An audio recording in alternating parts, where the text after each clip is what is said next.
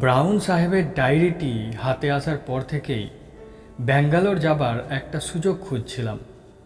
সেটা এলো বেশ অপ্রত্যাশিতভাবে। আমাদের বালিগঞ্জ স্কুলের বাৎসরিক রিইউনিয়নে দেখা হয়ে গেল আমার পুরনো সহপাঠী অনিকেন্দ্র ভৌমিকের সঙ্গে। অনিক বলল সে ব্যাঙ্গালোরে ইন্ডিয়ান ইনস্টিটিউট অফ সায়েন্সে চাকরি করছে। একবার ঘুরে জানা এসে আমার ওখানে, the best place in India, একটা বাড়তি ঘরও আছে আমার বাড়িতে, আসবি? অনেক স্কুলে থাকতে আমার খুবই বন্ধু ছিল। তারপর যা হয় আর কি, কলেজ হয়ে গেল দুজনের আলাদা।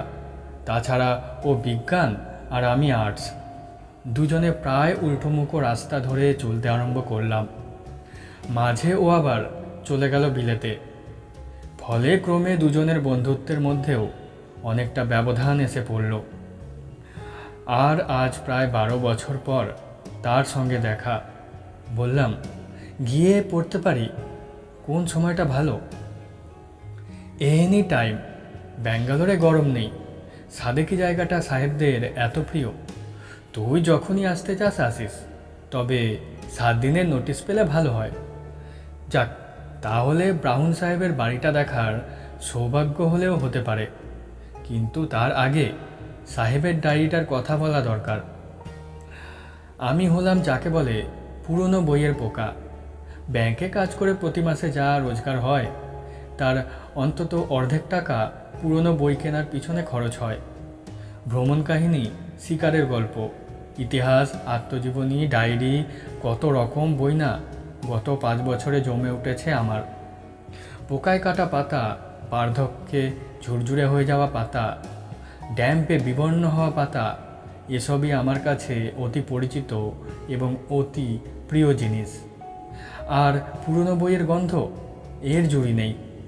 অগুরু কস্তুরী গোলাপ হাসনুহানা, মায় ফরাসি সেরা পারফিউমের সুবাস, এই দুটো গন্ধর কাছে হার মেনে যায়। এই পুরনো বই কেনাই আমার একমাত্র নেশা। আর পুরনো বই কিনতে গিয়েই পাওয়া ব্রাউন সাহেবের ডায়েরিটা। বলে রাখি, এই ডায়েরি কিন্তু ছাপা ডায়েরি নয়, যদিও সেরকম ডায়েরিও আমার আছে।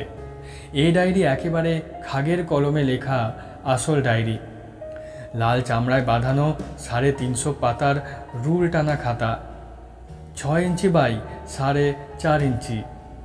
মলাটের চারপাশে সোনার জলের নকশা করা বর্ডার, তার মাঝখানে সোনার ছাপার অক্ষরে লেখা সাহেবের নাম, জন মিডলটন ব্রাউন। মলাট খুললে প্রথম পাতায় সাহেবের নিজের হাতে নাম সই। তার নিচে সাহেবের ঠিকানা, Evergreen Lodge, Fraser Town, Bangalore. আর তার নিচে লেখা জানুয়ারি 1858। অর্থাৎ এই ডায়েরির বয়স হলো 113। এই ব্রাউন সাহেবের নাম লেখা অন্য আরও খান কতক বইয়ের সঙ্গে ছিল এই লাল চামড়ার বাঁধানো খাতা। নামকরা বইয়ের তুলনায় দাম খুবই কম। মকবুল চাইল 20, আমি বললাম 10। শেষটায় 12 টাকার বিনিময়ে বইটা আমার সম্পত্তি হয়ে গেল। ব্রাউন যদি নামকরা কেউ হতেন তাহলে এই বইয়ের দাম 1000 টাকা হতে পারত। ডায়েরিটাতে তখনকার দিনে ভারতবর্ষে সাহেবদের দৈনন্দিন জীবনের বাইরে আর কিছু জানতে পাবো এমন আশা করিনি। সত্যি বলতে কি, প্রথম শখানেক পাতা পড়ে তার বেশি পাইওনি। ব্রাউন সাহেবের পেশা ছিল স্কুল মাস্টারি। ব্যাঙ্গালোরের কোনো একটা স্কুলে শিক্ষকতা করতেন। সাহেব নিজের কথাই বেশি বলেছেন। মাঝে মাঝে ব্যাঙ্গালোর শহরের বর্ণনা করেছেন। এক জায়গায় তখনকার বড়লাটের গিন্নি লেডি ক্যানিংয়ের ব্যাঙ্গালোর আসার ঘটনা বলেছেন। ব্যাঙ্গালোরের ফুল ফল গাছপালা ও তার নিজের বাগানের কথা বলেছেন। এক এক জায়গায় আবার ইংল্যান্ডের সাসেক্স অঞ্চলে তাঁর পৈতৃক বাড়ি আর তাঁর পিছনে ফেলে আসা আত্মীয় স্বজনের কথা বলেছেন। তার স্ত্রী এলিজাবেথের উল্লেখও আছে, তবে স্ত্রীটি কয়েক বছর আগেই মারা গিয়েছেন। সবচেয়ে ইন্টারেস্টিং ব্যাপার হচ্ছে সাইমন নামে কোনো এক ব্যক্তির বারংবার উল্লেখ।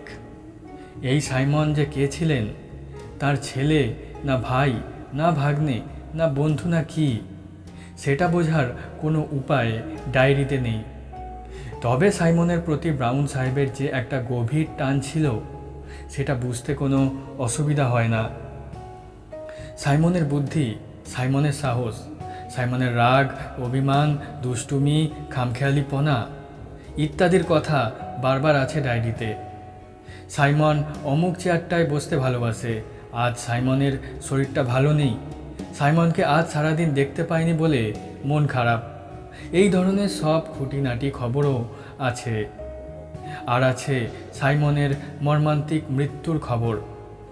22শে সেপ্টেম্বর সন্ধ্যার 7:30 নাগাদ বজ্রাঘাতে সাইমনের মৃত্যু হয়। পরের দিন ভোরবেলা ব্রাউন সাহেবের বাগানে একটা বাজে ঝলসে যাওয়া ইউক্যালিপটাস গাছের পাশে সাইমনের মৃতদেহ পাওয়া যায়। এরপর থেকে একটা মাস ডায়েরিতে প্রায় আর কিছুই লেখা হয়নি। যেটুকু হয়েছে তার মধ্যে শোক আর হতাশার কথা ছাড়া আর কিছু নেই। ব্রাউন সাহেব দেশে ফিরে যাবার কথা ভাবছেন, কিন্তু সাইমনের আত্মা থেকে দূরে সরে যেতে তার মন চায়নি। সাহেবের স্বাস্থ্যও যে অল্প অল্প ভেঙে পড়েছে। আজও স্কুলে গেলাম না কথাটা 5 জায়গায় বলা হয়েছে। লুকাস বলে একজন ডাক্তারের উল্লেখও আছে। তিনি ব্রাউন সাহেবকে পরীক্ষা করে ওষুধ বাতলে গেছেন। তারপর হঠাৎ 2রা নভেম্বর ডায়েরিতে এক আশ্চর্য ঘটনার উল্লেখ, এবং এই ঘটনাই আমার কাছে ডায়েরির মূল্য 1000 গুণ বাড়িয়ে দিয়েছে।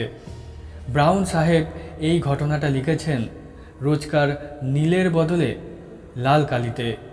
তাতে বলেছেন, আজ এক অভাবনীয় আশ্চর্য ঘটনা।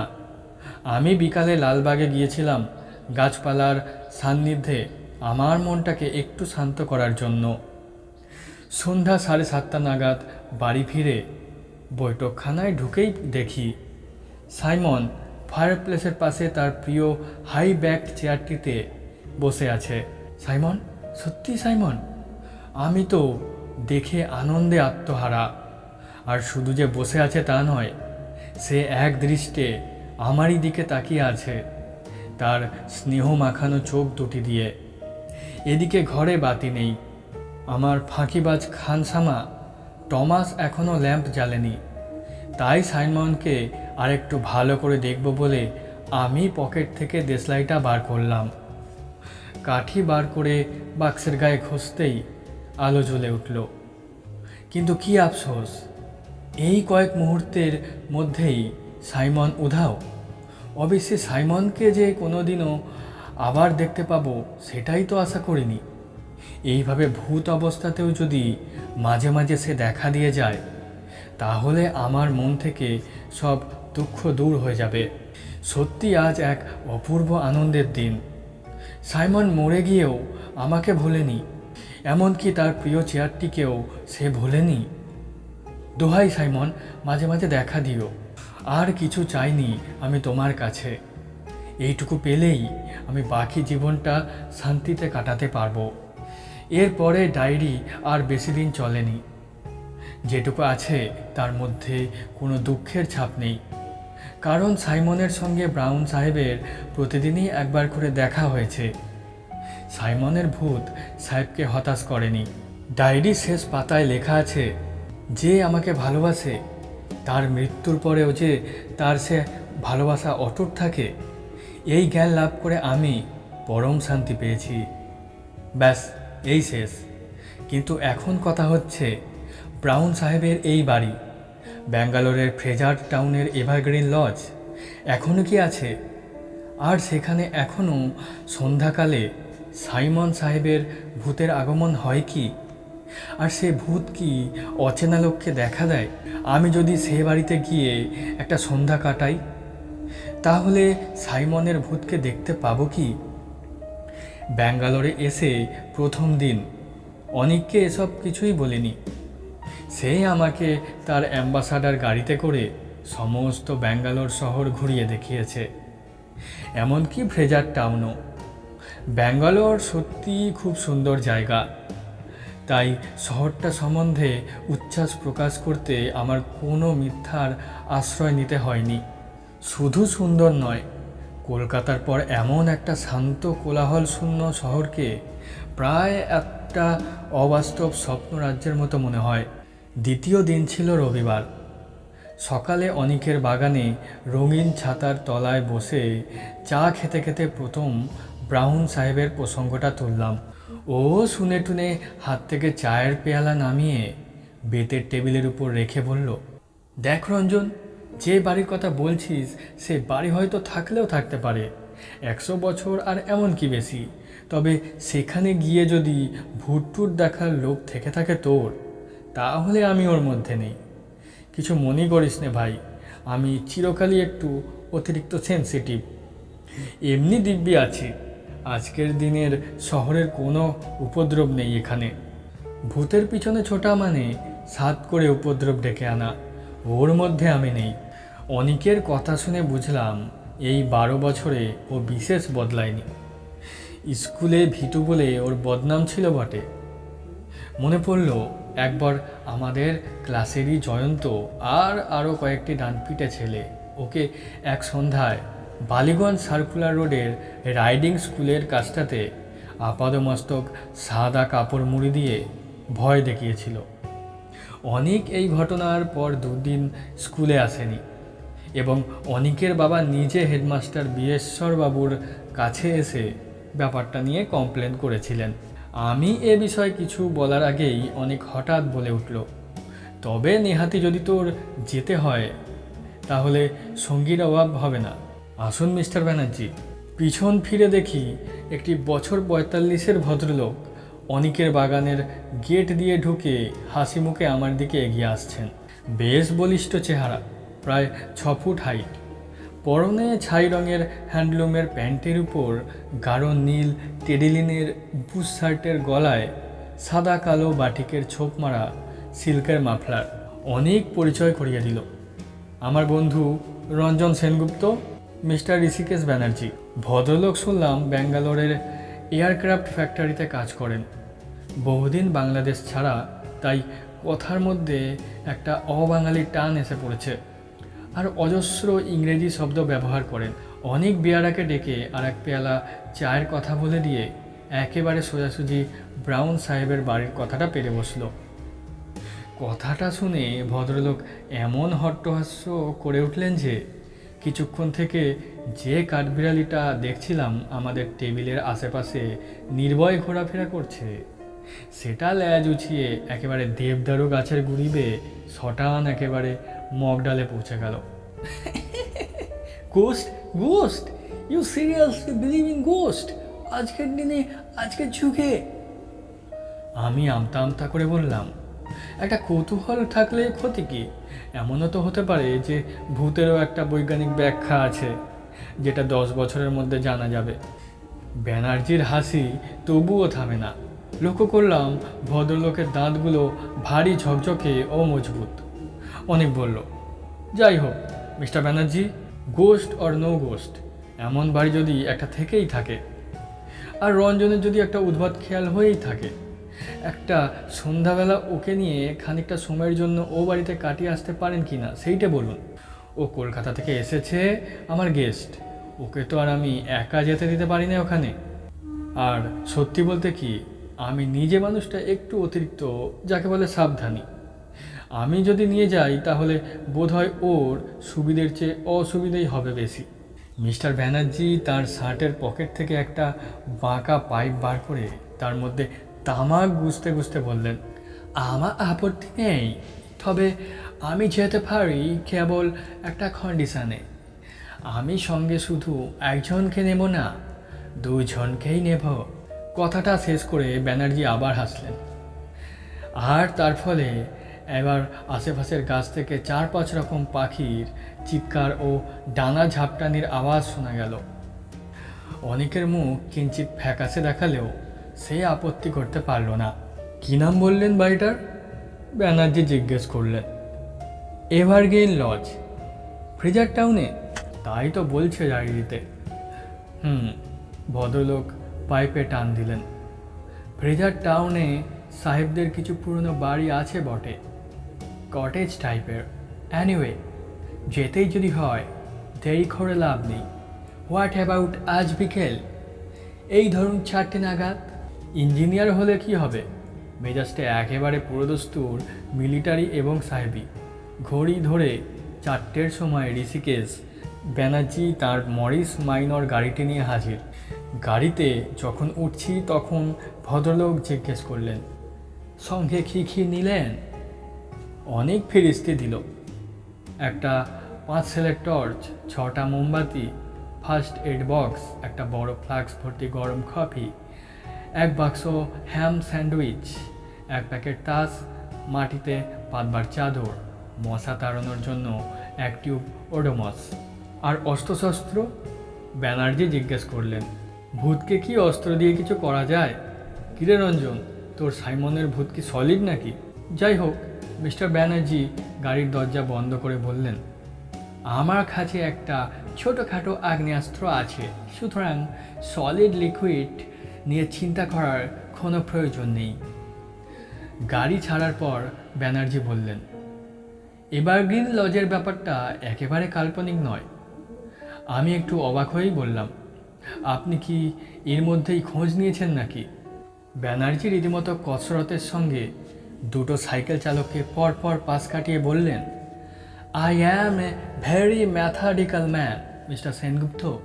যেখানে যাচ্ছি সে জায়গাটা অ্যাটল আছে কি না সেটার সম্বন্ধে আগে থেকেই খোঁজ নিয়ে রাখা উচিত নয় কি? ওদিকটায় শ্রীনিবাস দেশমুখ থাকে, আমরা একসঙ্গে গল্ফ খেলি, অনেক দিনের আলাপ। সকালে এখান থেকে ওর বাড়িতে গেছিলাম, বলল এভারগ্রিন লজ বলে একটা 1তলা কটেজ নাকি প্রায় 50 বছর থেকে খালি পড়ে আছে। বাড়ির বাইরের বাগানে বছর 10 আগে পর্যন্ত লোকে পিকনিক করতে যেত, এখন আর যায় না। খুব নিরিবিলি জায়গায় বাড়িটা। আগেও নাকি টানা বেশি দিন কেউ ও বাড়িতে থাকেনি, তবে হন্টেড হাউস বলে কেউ কোনো দিন অপবাদ দেয়নি বাড়িটার।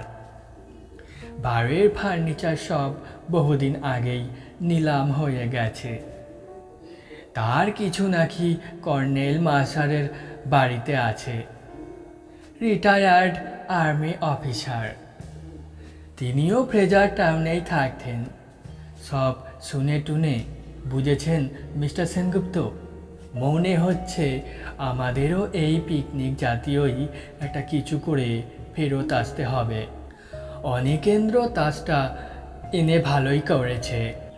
ব্যাঙ্গালোরের একটা পরিষ্কার প্রশস্ত রাস্তা দিয়ে গাড়ি করে যেতে যেতে বারবারই মনে হচ্ছিল যে শহরটা এতই অভূতুড়ে যে এখানে একটা হানাবাড়ির অস্তিত্বই কল্পনা করা কঠিন। কিন্তু তারপরেই আবার মনে পড়ে যাচ্ছিল ব্রাউন সাহেবের ডায়েরির কথা।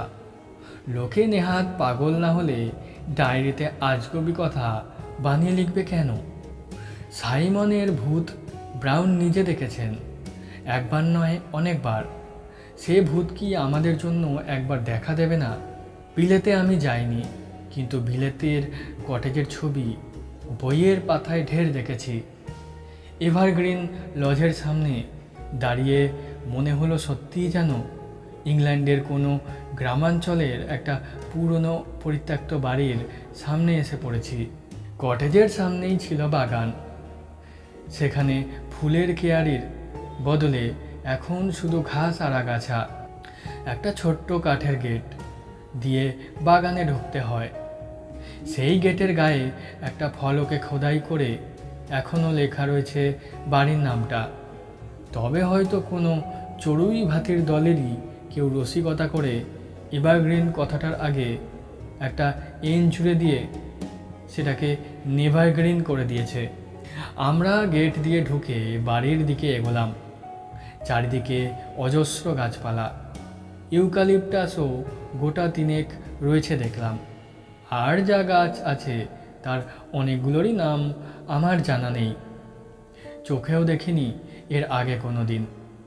ব্যাঙ্গালোরের জলমাটির নাকি এমনই গুণ যে সেখানে যে কোনো দেশের যে কোনো গাছই বেঁচে থাকে। কটেজের সামনে একটা টালির ছাউনি দেওয়া পটিকেও। তার বাঁকা থামগুলো বেয়ে লটা উঠেছে উপর দিকে। ছাউনির অনেক টালিই নেই, ফলে ফাঁক দিয়ে আকাশ দেখা যায়। সামনের দরজার একটা পাল্লা ভেঙে কাত হয়ে গেছে। বাড়ির সামনের দিকের দরজা জানলা কাঁচ অধিকাংশই ভাঙা। দেয়ালের উপর শ্যাওলা ধরে এমন অবস্থা হয়েছে যে বাড়ির আসল রংটা যে কী ছিল তা আজ বোঝার উপায় নেই। দরজা দিয়ে বাড়ির ভিতরে ঢুকলাম আমরা। ঢুকেই একটা প্যাসেজ, পিছন দিকে একটা ভাঙা দরজার ভিতর দিয়ে একটা ঘর দেখা যাচ্ছে। আমাদের ডাইনে বায়েও ঘর, ডাইনেরটাই বেশি বড় বলে মনে হয়। আন্দাজে বুঝলাম এটাই হয়তো বৈঠকখানা ছিল। মেঝেতে বিলিতি কায়দায় কাঠের তক্তা বসানো, তার কোনোটাই প্রায় আস্ত নেই। সাবধানে পা ফেলতে হয় এবং প্রতি পদক্ষেপে খুটখাট খচখচ শব্দ থাকে। আমরা ঘরটাতে ঢুকলাম। বেশ বড় ঘর, ফার্নিচার না থাকাতে আরও খাঁ খাঁ করছে। পশ্চিম আর উত্তর দিকে জানলার সারি, একদিকের জানলা দিয়ে গেট সমেত বাগান, আর অন্য দিক দিয়ে গাছের সারি দেখা যাচ্ছে। এরই একটাতে কি বাজ পড়েছিল। সাইমন দাঁড়িয়েছিল সেই গাছের নিচে। তৎক্ষণাৎ মৃত্যু ভাবতে গাটা ছমছম করে উঠল। এবারে দক্ষিণ দিকের জানলাবিহীন দেওয়ালের দিকে চাইলাম। বাঁকনে ফায়ারপ্লেস। এই ফায়ারপ্লেসের পাশেই ছিল সাইমনের প্রিয় চেয়ারখানা। ঘরের সিলিংয়ের দিকে চাইতে চোখে পড়ল ঝুল আর মাকড়সার জাল। এককালে সুদৃশ্য এভারগ্রিন লজের অবস্থা এখন খুবই শোচনীয়। মিস্টার ব্যানার্জি প্রথম দিকে লা লা করে বিলিতি গান ভাজছিলেন। এখন নতুন করে পাইপ ধরিয়ে বললেন, কি খেলা আছে আপনাদের? ব্রিজ না ফোকার না রামি? অনেক হাতের জিনিসপত্র মেঝেতে সাজিয়ে চাদরটা বিছিয়ে মাটিতে বসতে যাচ্ছিল। এমন সময় একটা শব্দ কানে এলো। অন্য কোনো ঘরে কেউ জুতো পায়ে হাঁটছে। অনেকের দিকে চেয়ে দেখলাম সে ফ্যাকাশে হয়ে গেছে। পায়ের শব্দটা থামল। মিস্টার ব্যানার্জি হঠাৎ মুখ থেকে পাইপটা নামিয়ে নিয়ে পাঁচখাই গলায় চেঁচিয়ে উঠলেন, ইজ এনিবডি দেয়ার? সঙ্গে সঙ্গে আমরা তিনজনে প্যাসেজের দিকে এগোলাম। অনেক আলতো করে আমার কোটের আস্তিনটা ধরে নিয়েছে। এবার জুতোর শব্দটা আবার শুরু হলো। আমরা বাইরে প্যাসেজে গিয়ে পড়তেই ডান দিকের ঘরটা থেকে একটি ভদ্রলোক বেরিয়ে এসে সামনে আমাদের দেখে থমকে দাঁড়িয়ে পড়লেন। লোকটি ভারতীয়, মুখ ভর্তি খোঁচা খোঁচা দাড়িগোপ সত্ত্বেও ইনি যে ভদ্র এবং শিক্ষিত তাতে কোনো সন্দেহ নেই। ভদ্রলোক বললেন, হ্যালো। আমরা কি বলবো ঠিক বুঝতে পারছি না। এমন সময় আগন্তুক নিজেই আমাদের কৌতূহল নিবৃত্ত করলেন। আমার নাম Venkatesh, I am A painter. আপনারা কি এই বাড়ির মালিক না খদ্দের? ব্যানার্জি হেসে বললেন, দুটোর একটাও নয়, আমরা এমনই ঘুরতে ঘুরতে এসে পড়েছি। I see. আমি ভাবছিলাম এই বাড়িটা যদি পাওয়া যেত তাহলে আমার কাজের জন্য একটা স্টুডিও হতে পারত। ভাঙাচোরায় আমার আপত্তি নেই। মালিককে জানেন না বোধহয়? আগে না, সরি, ব্যানার্জি বললেন। তবে আপনি কর্নেল মার্শালের ওখানে খোঁজ করে দেখতে পারেন। সামনের রাস্তা ধরে বাঁ দিকে চলে যাবেন, মিনিট পাঁচেকের হাঁটা পথ। থ্যাংক ইউ বলে মিস্টার ভেঙ্কটেশ বেরিয়ে চলে গেলেন। গেট খোলার এবং বন্ধ করার শব্দ পাবার পর ব্যানার্জি আবার তার অট্টহাসি হেসে বললেন, মিস্টার সেনগুপ্ত, ইনি নিশ্চয়ই আপনার সাইমন বা ওই জাতীয় কোনো ভূত ঠুত নন? আমি হেসে বললাম, সবেমাত্র 5:15, এর মধ্যেই আপনি ভূতের আশা করেন কি করে? আর ইনি ভূত হলেও 19 শতাব্দীর নিশ্চয়ই নন, কারণ তাহলে পোশাকটা অন্যরকম হতো। আমরা ইতিমধ্যে বৈঠকখানায় ফিরে এসেছি। অনেক মাটিতে পাতা চাদরের উপর বসে পড়ল। মিথ্যে কল্পনার প্রশ্রয় দিয়ে নার্ভাসনেস বাড়ানো, তার চেয়ে তাস হোক। আগে মোমবাতি খান কতক জ্বালাও দেখি, ব্যানার্জি বললেন। এখানে বড় ছপ করে সন্ধে নামে। দুটো মোমবাতি জ্বালিয়ে কাঠের মেঝেতে দাঁড় করিয়ে ফ্লাক্সের ঢাকনিতে কফি ঢেলে তিনজনে পালা করে খেয়ে নিলাম। একটা কথা আমার কিছুক্ষণ থেকে মনে আসছিল, সেটা আর না বলে পারলাম না। ভূতের নেশা যে আমার ঘাড়ে কিভাবে চেপেছে সেটা আমার এই কথা থেকেই বোঝা যাবে। ব্যানার্জিকে উদ্দেশ্য করে বললাম, আপনি বলেছিলেন কর্নেল মার্শার এ বাড়িতে ফার্নিচার কিছু কিনেছিলেন। তিনি যদি এতই কাছে থাকেন তাহলে তার বাড়িতে গিয়ে একটা জিনিসের খোঁজ করে আসা যায় কি? সেই জিনিস? ব্যানার্জি প্রশ্ন করলেন। একটা বিশেষ ধরনের হাই ব্যাকড চেয়ার। অনেক যেন একটু বিরক্ত হয়েই বললে, কেন বলতো, হঠাৎ এখন হাই ব্যাক চেয়ারের খোঁজ করে কি হবে? না মানে ব্রাউন সাহেব বলেছেন ওটা নাকি সাইমনের খুব প্রিয় চেয়ার ছিল। সে ভূত হয়েও ওটাতে এসে বসতো। ওটা থাকতো ওই ফায়ারপ্লেসটার পাশে। হয়তো ওটা ওখানে এনে রাখতে পারলে। অনেক বাধা দিয়ে বলল, তুই ব্যানার্জি সাহেবের ওই মরিস গাড়িতে করে হাই ব্যাক চেয়ার নিয়ে আসবি, নাকি আমরা তিনজনেই ওটাকে কাঁধে করে আনবো? তোর কি মাথা খারাপ হয়েছে? ব্যানার্জি এবার হাত তুলে আমাদের দুজনকেই থামিয়ে দিয়ে বললেন, কর্নেল মার্শাল যা কিনেছেন তার মধ্যে ওরকম চেয়ার নেই, এটা আমি জানি। তার বাড়িতে আমার যথেষ্ট যাতায়াত আছে, ওটা থাকলে আমার চোখে পড়তো। আমি যতদূর জানি উনি কিনেছিলেন দুটো বুক কেস, দুটো অয়েল পেন্টিং, খান কতক ফুলদানি, আর সেলফে সাজিয়ে রাখার জন্য গুটি কতক শখের জিনিস, যাকে আর্ট অবজেক্টস বলে। আমি দমে গেলাম। অনেক তাস বার করে সাফল করতে আরম্ভ করেছে। ব্যানার্জি বললেন, রামেই হোক, আর এসব খেলা জমে ভালো যদি পয়সা দিয়ে খেলা যায়। আপনাদের আপত্তি আছে কি? বললাম, মোটেই না, তবে আমি ব্যাংকের সামান্য চাকুরে, বেশি হারাবার সামর্থ্য আমার নেই। বাইরে দিনের আলো ম্লান হয়ে এসেছে। আমরা খেলায় মন দিলাম। আমার তাসের ভাগ্য কোনো দিনই ভালো না।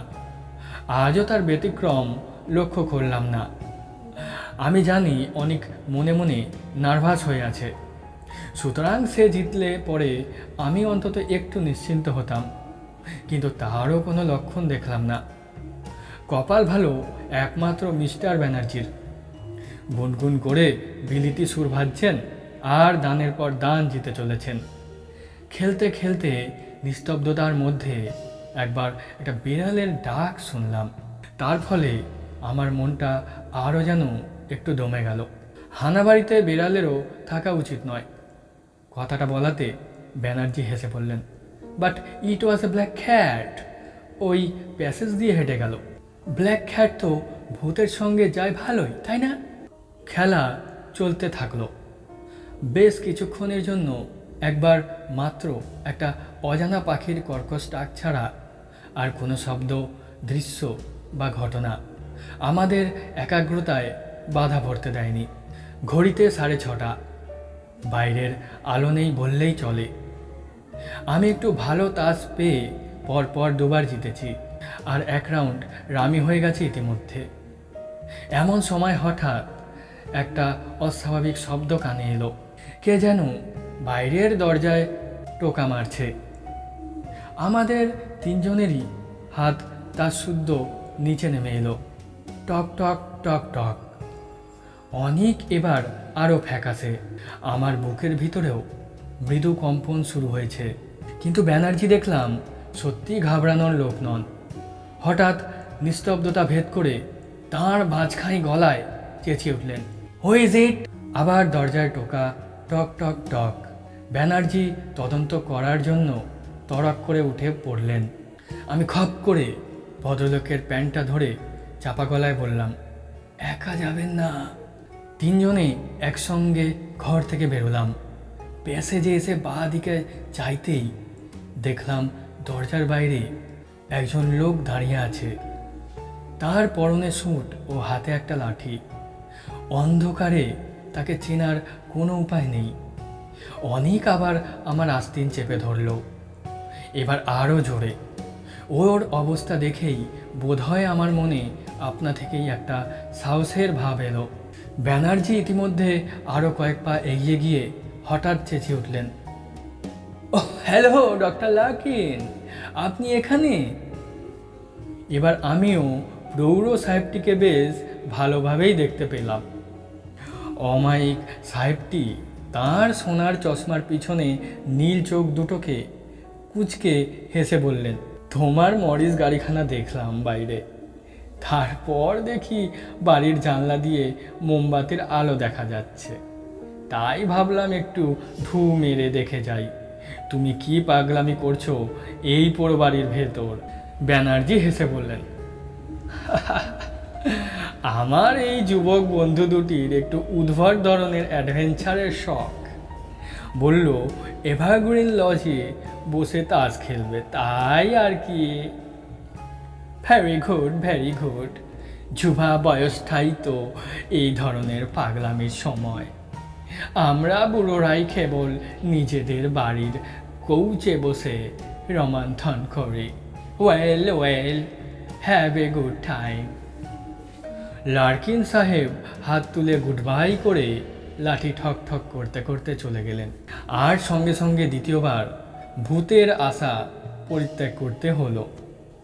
কি আর করি, আবার তাসে মনোনিবেশ করলাম। প্রথম দিকে প্রায় 4.5 টাকার মতো হারছিলাম, গত আধ ঘন্টায় তার খানিকটা ফিরে পেয়েছি। সাইমনের ভূত না দেখলেও শেষ পর্যন্ত তাসে কিছু জিতে বাড়ি ফিরতে পারলেও আজকের আউটিংটা কিছুটা সার্থক হয়। ঘড়ির দিকে মাঝে মাঝেই চোখটা চলে যাচ্ছিল। আসল ঘটনাটা কখন ঘটেছিল তার টাইম আমার জানা আছে। ব্রাউন সাহেবের ডায়েরি থেকে জেনেছিলাম যে সন্ধ্যার এই সময়টাতেই বাজ পড়ে সাইমনের মৃত্যু হয়। আমি তাস বাড়ছি, মিস্টার ব্যানার্জি তার পাইপে আগুন ধরাচ্ছেন। অনেক সবেমাত্র স্যান্ডউইচ খাবার মতলবে প্যাকেটটাতে হাত লাগিয়েছে, এমন সময় তার চোখের চাহনিটা মুহূর্তের মধ্যে বদলে গিয়ে সঙ্গে সঙ্গে তার সমস্ত অঙ্গ প্রত্যঙ্গ আড়ষ্ট হয়ে গেল। তার দৃষ্টি দরজার বাইরে প্যাসেজের দিকে, বাকি দুজনের চোখও স্বভাবতই সেদিকে চলে গেল। যা দেখলাম তাতে আমারও কয়েক মুহূর্তের জন্য গলা শুকিয়ে নিঃশ্বাস বন্ধ হয়ে গেল। বাইরে প্যাসেজের অন্ধকারের মধ্যে একজোড়া জ্বলন্ত চোখ আমাদের দিকে এক দৃষ্টে তাকিয়ে আছে, ফসফরাসের মতো ফিকে সবুজ আর হলদে মেশানো একটা আভা এই নিষ্পলক চাহনিতে। মিস্টার ব্যানার্জির ডান হাতটা ধীরে ধীরে তার কোটের ভেস্ট পকেটের দিকে চলে গেল, আর ঠিক সেই মুহূর্তেই যেন ম্যাজিকের মতো আমার কাছে ব্যাপারটা জলের মতো পরিষ্কার হয়ে গিয়ে আমার মন থেকে সমস্ত ভয় দূর করে দিল। বললাম, আপনার পিস্তলের দরকার নেই মশাই, এটা সেই কালো বিড়ালটা। আমার কথায় অনিকও যেন ভরসা পেল। ব্যানার্জি পকেট থেকে তার হাত বের করে এনে চাপা গলায় বললে, হাউ রিডিকিউলাস। এবার চলন্ত চোখ দুটো আমাদের ঘরের দিকে এগিয়ে এলো। চৌকাঠ পেরোতেই মোমবাতির আলোতে প্রমাণ হলো আমার কথা, এটা সেই কালো বিড়ালটাই বটে। চৌখাট পেরিয়ে বিড়ালটা বাদিকে ঘুরল, আমাদের দৃষ্টি তার সঙ্গে সঙ্গে ঘুরছে, তাকে অনুসরণ করছে। এবারে আমাদের তিনজনের গলা দিয়ে একসঙ্গে একটা শব্দ বেরিয়ে পড়ল। আচমকা বিস্ময়ের ফলে শব্দ আপনা থেকেই মানুষের মুখ থেকে বেরোয়।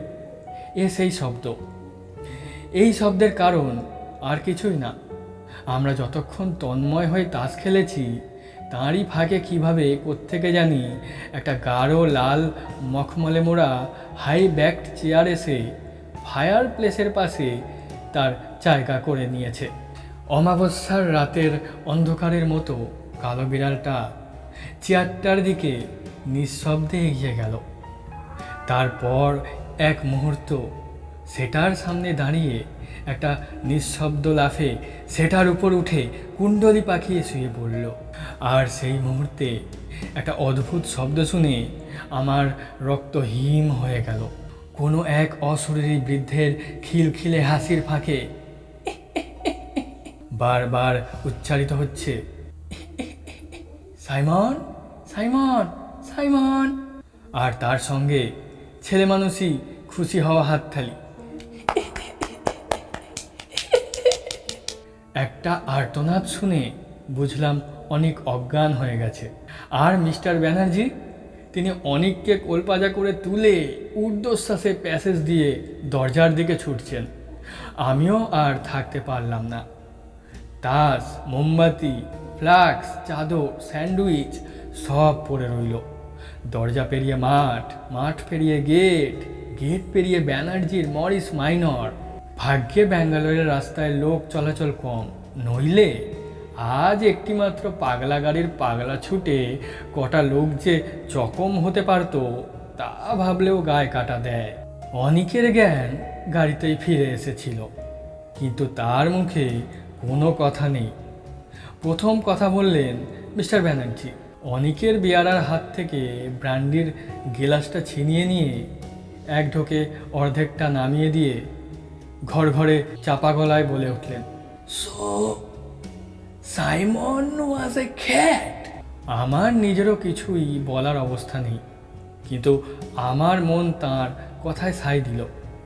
সত্যি, ব্রাউন সাহেবের বুদ্ধিমান, খামখেয়ালি, অভিমানী, অনুগত, আদরের সাইমন, যার মৃত্যু হয় বজ্রাঘাতে আজ থেকে 113 বছর আগে, সেই সাইমন ছিল আমাদের আজকের দেখা একটি পোষা কালো বিড়াল।